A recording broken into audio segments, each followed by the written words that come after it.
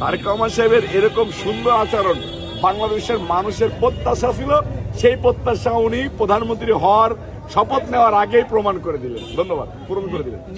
পাকিস্তানের পক্ষের মনোভাবটা দূর হয়ে যাক। রাসূল পাক সাল্লাল্লাহু আলাইহি ওয়াসাল্লামের কলিজা যেরকম ধুয়ে সুন্দর করা হয়েছিল, ঠিক একইভাবে তারেক রহমান সাহেবের এই ব্যবহারে সকল রাজাকার আল বদর আল শামসদের হৃদয় ধুয়ে কলঙ্ক মুক্ত হয়ে সুন্দর বাংলাদেশ গড়ায় অংশীদারিত্ব হোক সবাই, এটা চাই। বাংলাদেশ থেকে সব নব্বাজরা নির্মূল হয়ে যাক, সব স্টুপিড মার্কা বেয়াদব ছেলেরা নির্মূল হয়ে যাক।